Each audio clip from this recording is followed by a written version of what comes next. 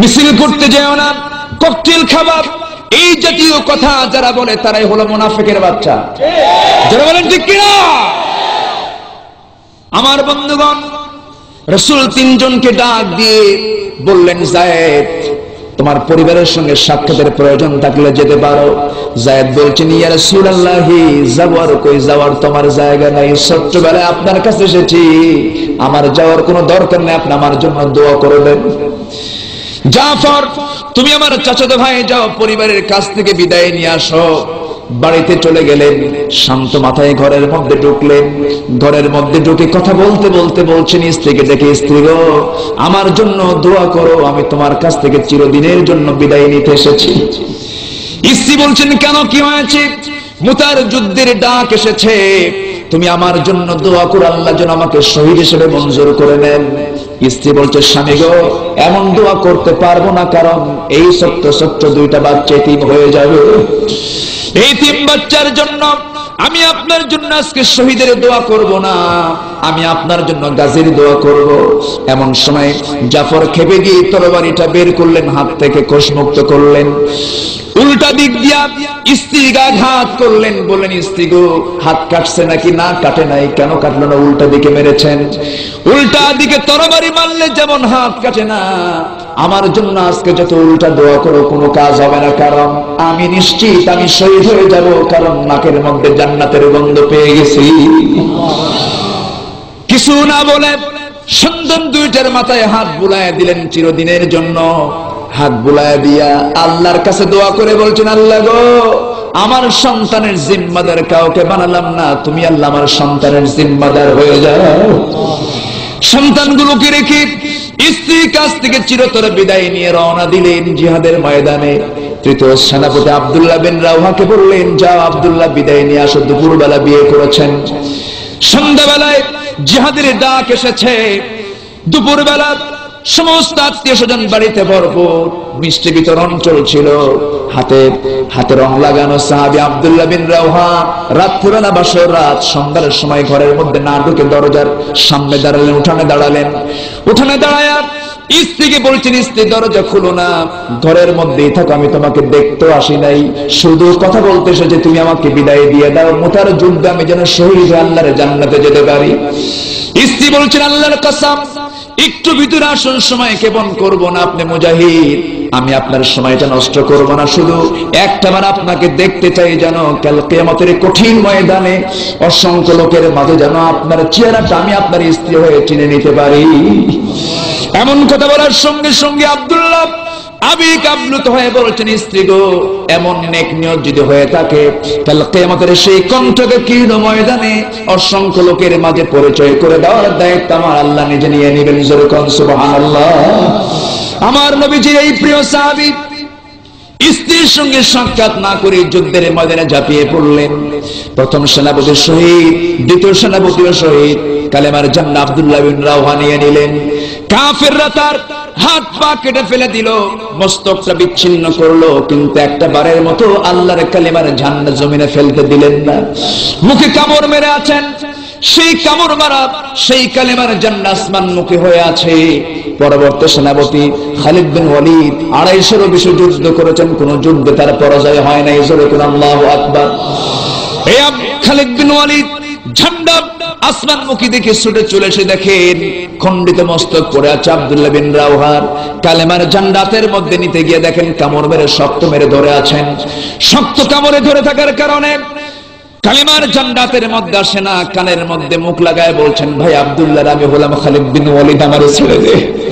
কালেমার ঝান্ডা মুখটা হা হয়ে গেল, কালেমার ঝান্ডাতের মধ্যে এনে নিলেন।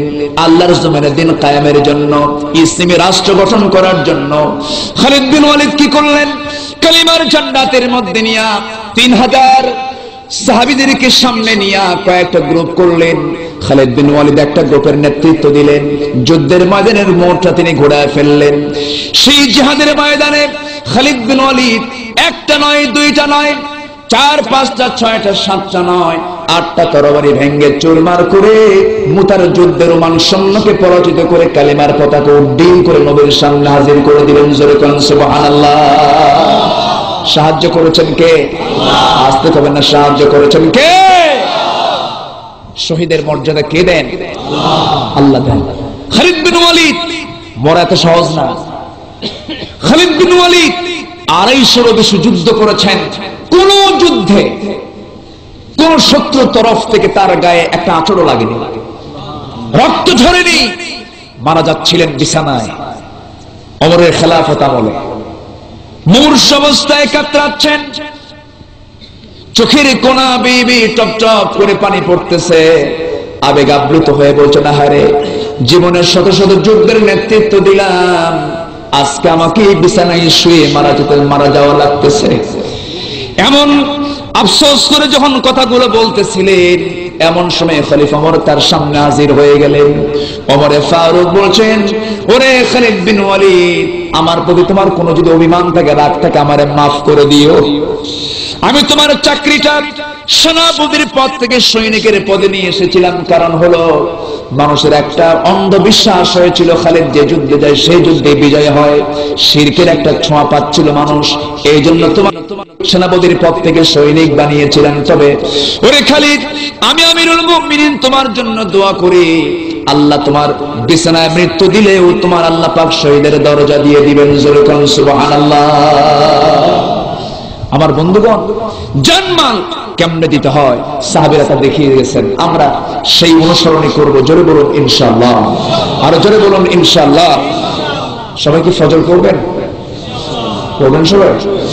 জোহর, আসর, মাগরিব, এশা নামাজ কয় ওয়াক্ত? নামাজ 5 ওয়াক্ত পড়বেন। কারা কে হাত তুলে দেখেন তো দেখি, বলুন, হে আল্লাহ আমাদেরকে 5 ওয়াক্ত নামাজ, ফজর, জোহর, আসর, মাগরিব, এশা 5 ওয়াক্ত সালাত আদায় করা তৌফিক তুমি আল্লাহ দিয়ে দাও। জোরে বলি আমিন, আরো জোরে আমিন। হাত নামান। সে নামাজ হবে জীবন্ত না মৃত? জীবন্ত। মরা নামাজও আছে। জীবন্ত নামাজ পড়তে হবে, বুঝে শুনে নামাজ পড়তে হবে। এক মসজিদের পাশে এক হিন্দুর বাড়ি ছিল। তো হিন্দু প্রত্যেকদিন মসজিদের সামনে দিয়ে যায়, একটা আওয়াজ শুনে ইমাম সাহেবের মুখ থেকে, রুকু থেকে ওঠার সময় বলে, সামি আল্লাহু লিমান হামিদা। তো হামিদা নামে তো মেয়েদের নাম আছে। হিন্দুর ধারণা ব্যাপারটা কি, এই প্রত্যেক দিন একই আওয়াজ শুনে শুধু হামিদার নামে দোয়া পড়ে, হামিদা একটা কার মেয়ে? হিন্দুর ভিতরে এই ধারণা আসতেই পারে। তোর এক প্রতিবেশী ছিল মুসলমান, 5 ওয়াক্ত নামাজ মসজিদে পড়ে। তাকে ডেকে বলতেছে, আচ্ছা তোমাদের ইমামের হলোটা কি? এই প্রত্যেক ওয়াক্ত যেদিন আমি সামনে দিয়ে যাই, সেই দিন আমি শুনতে পাই হামিদা হামিদা হামিদা। হামিদা মেয়েটা কার মেয়ে? এখন এই 5 ওয়াক্ত মুসল্লি বলতেছে, ভাই আমিও 25 বছর যাবত জামাতের সাথে নামাজ আদায় করি, আজ পর্যন্ত আমিও ঠিক মতো বলতে পারি না আসলে হামিদা মেয়েটা কার মেয়ে। আমার কথা কি বোঝা গেল ওখানে? তো এরকম কিছু মুসল্লি আমার দেশে আছে না নাই? আছে না নাই? আমি দেখি মহিলার আমরা বুঝি না। আল্লাহ পাক আমাদেরকে বুঝে শুনে আমল করার তৌফিক দান করুন। জোরে বলি আল্লাহুম্মা আমিন। নামাজের মধ্যে মনোযোগ থাকে না, নামাজের মধ্যে গুরুত্ব থাকে না, আমরা গুরুত্ব সহকারে নামাজ আদায় করব। জোরে বলুন ইনশাআল্লাহ। শুধু একটা পয়েন্ট বাদ ছিল, সেটা হলো মুসার বিরুদ্ধে একটা রোগের দুর্নাম দেওয়া হয়েছিল। সে কি রোগ? একশিরা। শুনবেন না? এটা বলি আমরা শেষ করব। উনি একদিন গোসল করতে নেমেছেন পানিতে। সেদিন বিকল্প কোনো পরার কাপড় না পেয়ে লুঙ্গিটা উনি খুলে পাথরের উপরে রেখে গোসল করতে নেমেছেন পানিতে। ওই চান্সে আল্লাহ বলেন, এই পাথর লুঙ্গি নিয়ে দৌড় মার। আল্লাহ বলবেন না?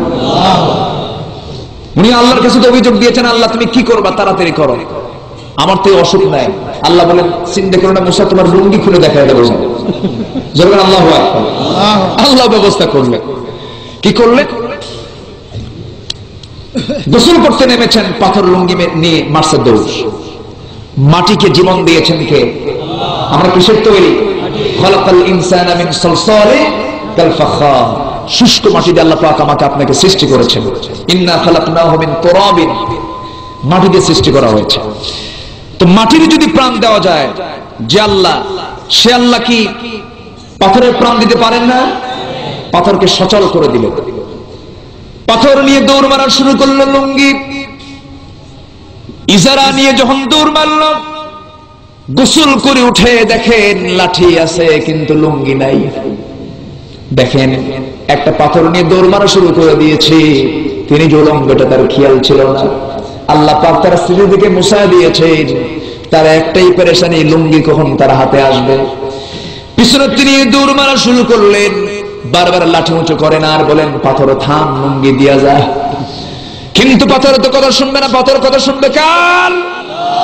পাথর দৌড়াতে দৌড়াতে সেই লুঙ্গিটা নিয়ে চলে গেছে ফেরাউনের দরবারের ভিতরে, যে জায়গায় ফেরাউন তার মন্ত্রী পরিষদ নিয়ে বৈঠকে বসে গেছে।